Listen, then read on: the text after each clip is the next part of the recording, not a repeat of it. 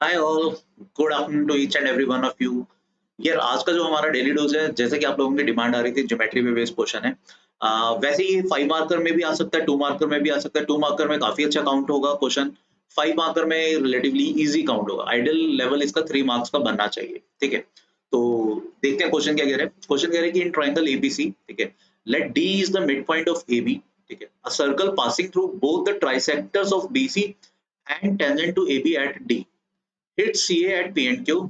If triangle PDQ has area of 1/4 of ABC and CA हमें दिया हुआ है 8√3, we need to calculate AB. AB हमें calculate करना है, ठीक है। तो सबसे पहले अपन इसका फिगर बनाते हैं। कुछ इस टाइप का इसका फिगर बन रहा है ना। आप इसमें ध्यान से देखना। लेट्स से ये आपका ABC, this point is A, this point is B, this point is C, ठीक है। हमें कह रहे हैं ट्राइसेक्टर्स ऑफ BC एंड टेंजेंट। अच्छा, मिड पॉइंट है इसका ये D is the mid point and इस पे टेंजेंट है। CA को ये P और Q दो पॉइंट्स पे हिट करता है और PDQ ट्राइंगल का हमें एरिया, इस ट्राइंगल का एरिया अपने को दिया हुआ है PDQ का, ठीक है। This area is given to be 1/4 of ABC।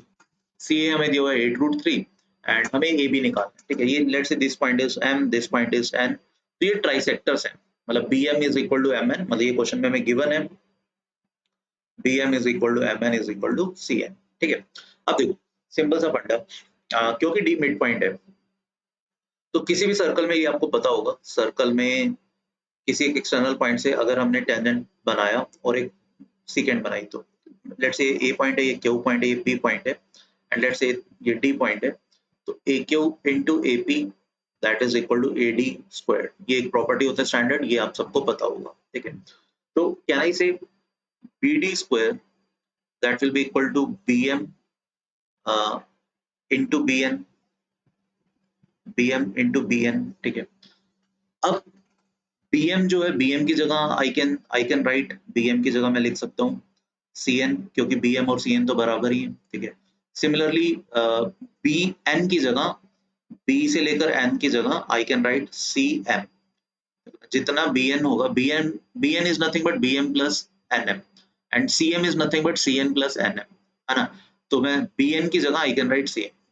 But parallelly अगर हम यहाँ से देखेंगे, हमें ये भी पता है कि एक सर्कल में एक्सटर्नल पॉइंट से जैसे लेट्स से A पॉइंट है, ये B पॉइंट है, ये C पॉइंट है, ये D पॉइंट है, ये E पॉइंट है, तो AB into AC that is actually equal to AD into AE।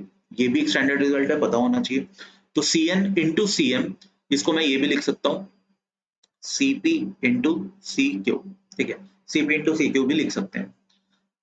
Whereas अगर मैं यहाँ से बात करता हूँ AD स्क्वायर की, ठीक है, AD स्क्वायर को मैं क्या लिख पाऊंगा, इसको मैं लिख पाऊंगा AQ into AP, ठीक है। अब क्योंकि D मिड पॉइंट था तो BD स्क्वायर और AD स्क्वायर ये दोनों बराबर होने चाहिए, दिस टू आर इक्वल, है ना, BD square and AD square. Practically I can से ये दोनों बराबर होंगे, ठीक है, ठीक है। तो CP into CQ, अब देखो CP into CQ को मैं क्या लिख सकता हूँ, CQ को मैं लिख सकता हूँ CP plus PQ, ठीक है। That should be equal to AQ into AP। AP को मैं क्या लिख सकता हूँ, AP को मैं लिख सकता हूँ AQ प्लस PQ, ठीक है। अब देखो यहाँ से अगर हम थोड़ा सा मल्टीप्लाई मल्टीप्लाई करें इन चीजों को, तो ये बन जाता है फाइनली यहाँ पे हमारे पास CP स्क्वायर, ठीक है, plus CP PQ that is equal to AQ square plus AQ PQ, ठीक है। ये चीज बन जाती है। क्रॉस मल्टीप्लाई करते हैं, मतलब AQ स्क्वायर को इधर ले जाते हैं, इस टर्म को राइट साइड पर ले जाते हैं, तो हमारे पास क्या बन जाएगा, ध्यान से देखना, CP square minus AQ square, तो CP minus AQ into CP plus AQ that will be simply equal to, यहाँ से PQ कॉमन आ जाएगा एंड CP PQ कॉमन आ गए तो हमारे पास बच गया AQ minus CP, AQ minus CP, ये चीज बच गई, ठीक है। आई डोंट थिंक यहाँ तक कुछ भी कंफ्यूजन होगी किसी को भी, ठीक है। अब देखो यहाँ पर वैसे तो देखो ना, ये दोनों CP प्लस AQ तो पॉजिटिव चीज होगी, PQ भी पॉजिटिव चीज होगी। अब ये दोनों ऑपोजिट साइन के हैं, ये दोनों अगर ऑपोजिट साइन के हैं तो यहाँ से प्रैक्टिकली अपन क्या बोल सकते हैं, ये इक्वालिटी तभी होल्ड करेगी जब ये चीज जीरो बने, मतलब CP को AQ के इक्वल आना पड़ेगा, ठीक है। तभी ये चीज होल्ड कर पाएगी, वरना एक साइड पॉजिटिव हो जाएगा, एक साइड नेगेटिव आ जाएगा, and they can not be equal. ठीक है, वो इक्वल नहीं हो सकते।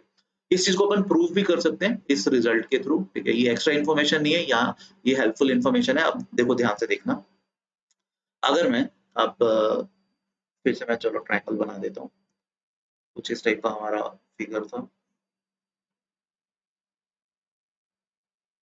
ठीक है, that was A D B, इसको हमने एम एन माना था, दिस वाज सी, एक बी था एक क्यू था, है ना। Okay, this was P, this was Q. देखो, आप मेरे को बता सकते हो सी डी ए का एरिया क्या एबीसी का हाफ होगा, बिकॉज डी मीडियन है, median divides a triangle into two parts of equal area, this is half of triangle ABC, ABC का हाफ हो गया। ठीक है, सी डी ए का एरिया। अच्छा, अगर मैं बात करूं ट्रायंगल सी डी ए में और ट्रायंगल पी क्यू डी में, हाइट सेम रहेगी। जितने सी डी ए के लिए अगर मैं बेस सी ए या पी क्यू की तरफ रीड करता हूँ, ठीक है, तो पी क्यू डी और सी डी ए के लिए हाइट सेम रहेगी, बट पी क्यू डी हमें क्या दिया हुआ है, 1/4 ऑफ एरिया ऑफ एबीसी, ये हमें गिवन था क्वेश्चन में, ये रहा यहाँ पे, है ना। तो I can say P Q D जो होगा वो actually half of C D A है। तो इसका मतलब जो ये पी क्यू है, P Q is nothing but half of A C, P Q A C का आधा है। ठीक है, ये चीज आपको समझ में आनी चाहिए, पी क्यू ए सी का आधा है। ठीक है, अब यहाँ पर देखो, यहाँ पे था हमारा सी पी प्लस ए क्यू। ठीक है, अब पी क्यू अगर ए सी का आधा है, तो I can say P Q should be equal to C P plus A Q, क्योंकि C P plus A Q ही तो बाकी आधी चीज बचती है। तो P Q equal to half of A C, तो ये सारा हाफ ऑफ ए सी के इक्वल हो जाएगा। तो अगर मैं यहाँ की बात करता हूँ, तो आइडली ये वाली टर्म इससे पी क्यू से कैंसिल आउट हो जाएगी, ये दोनों कैंसिल आउट हो जाएगी, तो बचेगा क्या, CP minus A Q equal to A Q minus CP. वहां से आपको यही चीज मिल जाएगी कि CP minus A Q equal to 0, और यू कैन से कि भैया ये जो वैल्यू है CP that will be equal to A Q, जो हमने नंबर सिस्टम से भी, नंबर थ्योरी से भी कंक्लूड कर लिया था, बिकॉज एक साइड पॉजिटिव बनता था फिर एक साइड नेगेटिव, वो तभी लेंस में तो वो पॉसिबल नहीं है, तभी हो पाएगा जब ये चीज 0। तो दो कंक्लूजन हमने, मतलब दो तरीके से ये चीज प्रूव कर दिया कि CP equal to A Q है। ठीक है, अब ध्यान से देखना, हमारा इंटरेस्ट था एबी में। अब हमने यहाँ तक क्या क्या कहानी देख ली, हमारे पास सी ए है 8√3।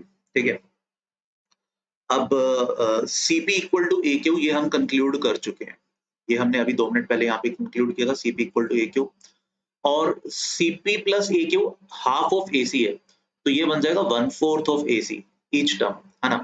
क्यूपी हो जाएगा हाफ ऑफ ए सी, अब ए सी की वैल्यू 8√3 है, तो अगर मैं डिस्टेंसेस लिखना स्टार्ट करूं, तो पी क्यू बन जाएगा 4√3 और ए क्यू बन जाएगा 2√3। ठीक है, अब देखो A D square that is equal to A Q into P Q, A D square A Q into P Q है, सॉरी ए क्यू है। ठीक है, A Q into A P, my bad, A Q into A P है, A Q कितना है 2√3, A P कितना हो जाएगा 4√3 प्लस 2√3 मतलब कि 6√3, और ये कितना बन गया 12 इंटू 3 36, ये ए डी स्क्वायर 36 आ गया, तो इसका मतलब है भैया ए डी हो गया 6। अब क्योंकि डी मिड पॉइंट था, तो ए बी हम बोल पाएंगे कि ए बी विल बी 12।